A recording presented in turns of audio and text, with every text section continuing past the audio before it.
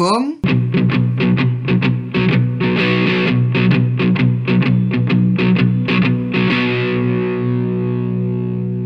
À Avignon comme ailleurs, une partie des habitants ne possède pas la nationalité française. Certains d'entre eux, fuyant la misère ou bien la guerre, sont arrivés d'Afrique, d'Europe de l'Est, déracinés de leurs attaches familiales et sont donc particulièrement vulnérables. Mais grâce au soutien de collectifs comme les citoyens de Rosmerta, nombre d'entre eux ont fini par s'intégrer, aller à l'école et obtenir un travail. Alors, quand nous sommes tombés sur la pétition contre l'expulsion de 21 personnes à Avignon, nous avons voulu comprendre. Et pour ça, direction la conférence de presse dans les locaux de Rosmerta. Alors, est-ce que tu peux te présenter? Donc, je m'appelle Chantal Rafanel et je suis une militante de Rosmerta, d'ailleurs depuis la création de Rosmerta. Et je suis un peu il y a des référentes par commission, la référente de la commission juridique. Disons que je suis à la commission juridique.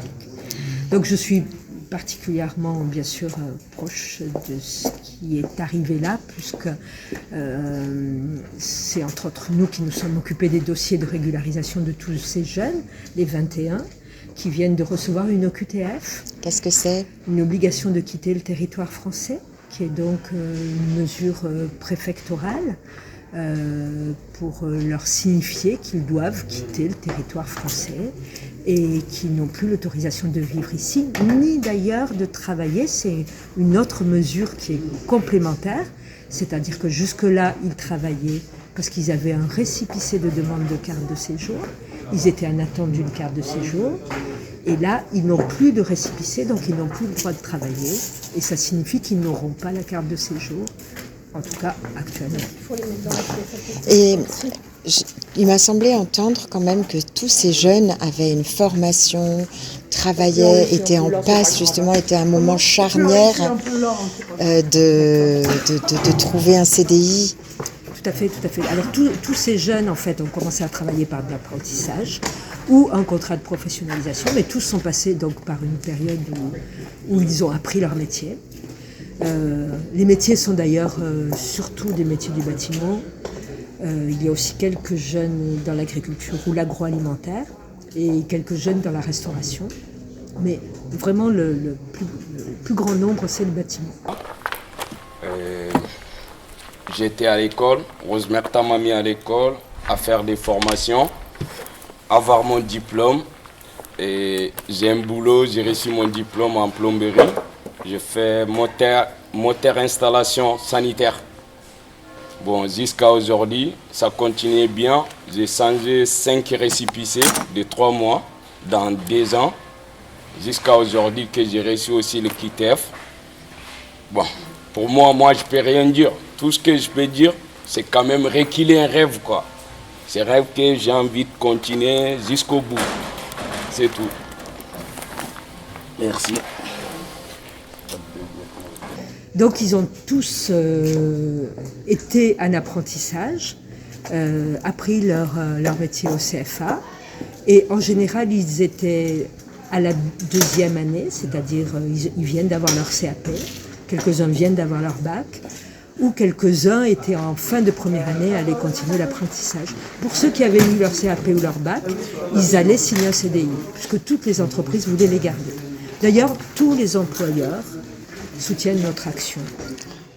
Une entreprise de maçonnerie, vieille entreprise avignonnaise depuis 1952. Et aujourd'hui, on a Sekouk, qui ne se cache pas, qui est frappé de nos QTF.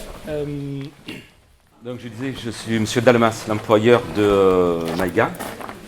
Donc je suis dans la même situation que l'entreprise Icardi. On a passé 2 ans à former Mamadou Maïga Benou. Et au moment où il allait avoir une embauche au 1er septembre, on n'a pas pu l'embaucher puisqu'il n'a pas l'autorisation de travailler.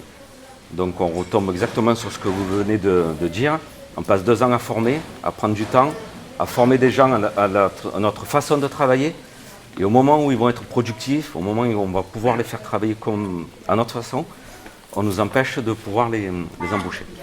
Sans parler de leurs difficultés du coup de vie, puisque maintenant il avait un appartement, il était autonome, et maintenant il se retrouve sans rien. Et je voudrais surtout ajouter la volonté de ces garçons, parce que Mamadou n'a pas eu de place au CFA d'Avignon. Il était obligé d'aller au CFA à Arles. Et donc il est allé faire son apprentissage en vélo, en train, faire tous les allers-retours pendant 2 ans. Il avait juste un salaire d'apprenti et il a quand même financé ça de ses propres deniers. Il a fait les allers-retours, donc ça prouve quand même une motivation de ces garçons pour s'intégrer, pour travailler. Beaucoup d'efforts et à l'arrivée, au moment où les choses devaient s'arranger pour eux et pour nous, il y a tout qui tombe à l'eau. Donc je trouve que c'est... Il a eu des super notes. Il a eu son CAP, de très bonnes notes, aucune absence, voilà. Donc il n'y a aucune raison, enfin, je veux dire, nous ça fait des années qu'on cherche, on a passé 2 ans à s'investir pour former quelqu'un et au moment où les choses devraient rouler toutes seules, on recommence et en fait c'est perdant pour tout le monde. C'est perdant pour lui, c'est perdant pour nous et c'est aussi perdant pour l'État, pour ce que vous disiez, la formation, tout ça qui sert à rien. On se retrouve L'économie locale. comme le réchauffage. Donc on est dans le bâtiment, c'est pareil. Donc voilà, dans des secteurs, on a du mal à avoir du personnel. Là, on vient de faire la conférence de presse, on a bien vu que tout le monde était concerné, trouvait tellement ces décisions incohérentes que bien sûr chaque citoyen peut dire mais c'est incohérent d'empêcher un jeune qui veut travailler de travailler et de s'intégrer en France, puisque bien sûr la conséquence c'est quand même un petit peu la désintégration, le fait d'avoir du mal à payer son loyer, à satisfaire ses besoins alimentaires. Voilà les conséquences d'une OQTF avec le fait d'être interdit de travailler, c'est énorme. Et peut-être aussi le fait de ne pas pouvoir finir ses études. Tout à fait. Alors que la France a investi dans des études, Des formations. Pendant des années. Et c'est juste au moment où ça va se convertir à un contrat pérenne que l'OQTF arrive. Donc il y a quelque chose aussi d'assez cruel d'avoir... C'est cruel, c'est fait incohérent, croire, parce que c'est aussi au moment où la personne va complètement participer au tissu économique français. Elle va payer des cotisations, comme tout le monde. Donc elle va rendre ce qui lui a été donné, et elle veut rendre. Et en plus, c'est des métiers en tension. Ouais. Oui, tout à fait. Alors, on l'a vu aussi pendant la conférence de presse, tous les employeurs ont dit qu'ils avaient beaucoup de mal à recruter. Ça, c'est vraiment le cas de tous. Et que du coup, certains sont même en difficulté, parce que l'apprenti qu'ils viennent de former et qu'ils avaient choisi doit arrêter. Donc, ils sont réellement en difficulté. Bonjour, est-ce que tu peux te présenter?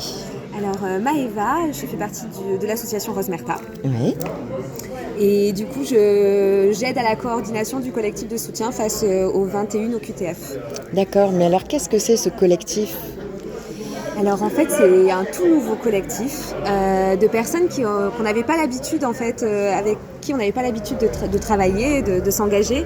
En fait, comme il y a eu 21 OQTF qui sont arrivés dans l'été, les personnes qui étaient touchées, c'était les jeunes en question, du coup ces jeunes salariés qui perdent du coup leur travail, les employeurs et du coup plus largement aussi les groupements d'employeurs du coup qui aussi organisent et cherchent des salariés dans des métiers qui sont plutôt des métiers en tension où on manque en fait de professionnels pour pouvoir exercer.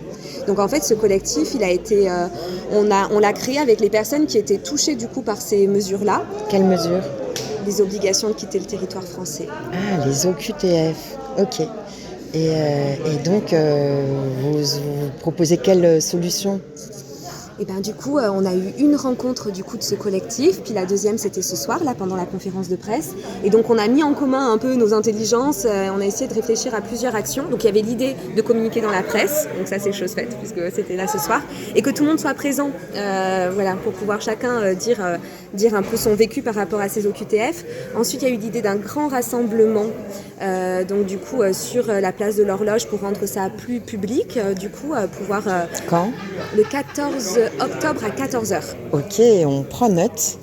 Et on va écrire une lettre ouverte à Madame la Préfète, qu'on va coécrire du coup avec tous les membres de ce collectif. Madame la Préfète du Vaucluse. Madame la Préfète du Vaucluse, voilà.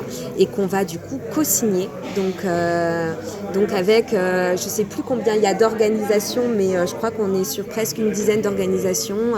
Amnesty, la Ligue des droits de l'homme, Collectif Réfugiés, voilà, plusieurs autres. 3 employeurs, des groupements d'employeurs, des syndicats. Voilà, donc on va co-signer ensemble cette lettre ouverte pour demander la levée des OQTF et la délivrance de titres de séjour pour que ces jeunes puissent reprendre leur travail. Mais parce que ces OQTF, pourquoi brusquement il y en a autant qui sont tombés ?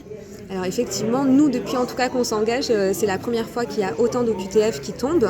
Ce qu'on comprend, c'est que c'est lié en fait à une politique plus large, nationale, puisque des OQTF, en fait, il y en a partout en France en ce moment. Il y a plein de collectifs comme nous qui se créent.